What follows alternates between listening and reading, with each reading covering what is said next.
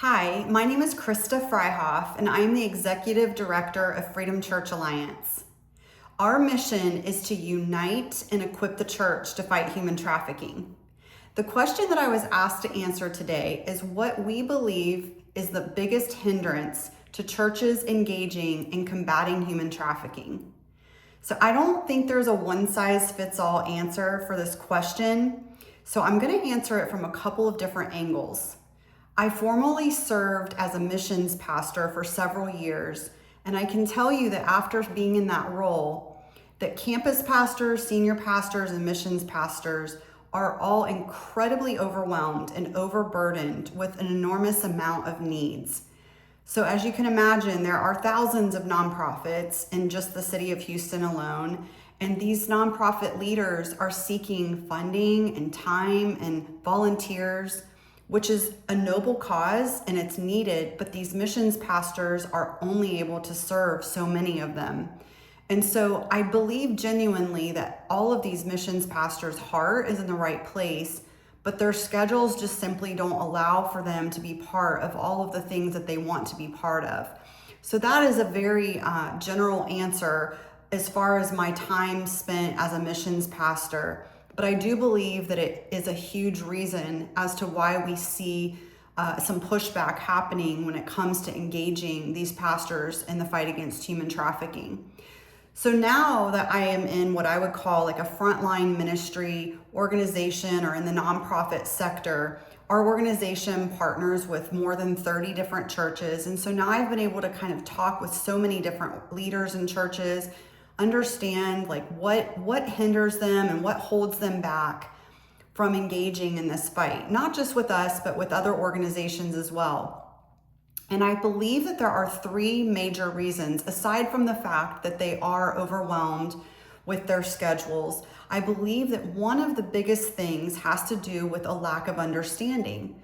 I just recently talked with a friend of mine. She's a CEO of an anti-trafficking organization that operates at a national scale.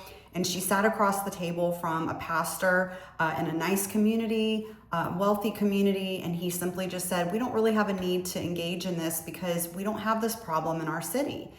She came prepared to the meeting and she showed him, this is the number of illicit massage parlors that you have right around the corner. This is the number of sex ads that were posted in your area just in the last 30 days, et cetera, et cetera. And he was like, well, humbly I stand corrected. We do need to engage in this fight. It doesn't always end that easy. But when pastors can see that this is happening in their community, not just their community, but that there are children in their own churches that are being exploited through online apps and data and through gaming devices and things, then they kind of wake up to the reality of, okay, this is maybe something that we need to start taking a deeper look at. So I think it's simply just a lack of understanding. Secondly, I think it has to do with fear. They're shepherding a congregation and they're responsible for their souls and in their hearts. And if you start to engage in what I would consider some of the darkest and most evil acts against humanity, being human trafficking and exploitation, that's a huge level of responsibility as a shepherd. And so I do believe that some of our pastors are just fearful of not only them personally engaging or knowing more about this issue, but leading their congregation into that level of darkness. And so I do respect them for having that level of awareness and protection over their congregation. But I do believe that fear would be the second reason. And then the third reason I would say, and my final thing that I would share, is it has to do with shame. I believe that the topic of human trafficking brings up a lot of sensitive matters such as pornography and sexual addictions, sexual abuse, whether someone has done that in their church or it's been done against them.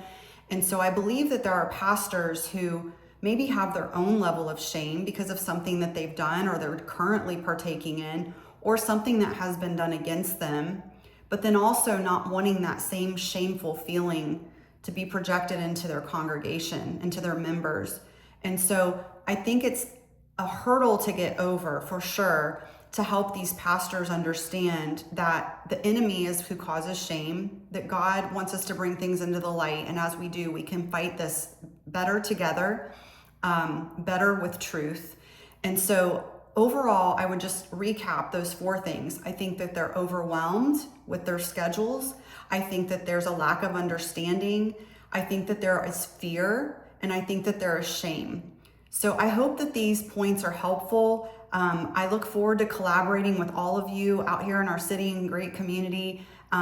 We are very appreciative for the hard work that you do, and we look forward to serving with you in Jesus' name.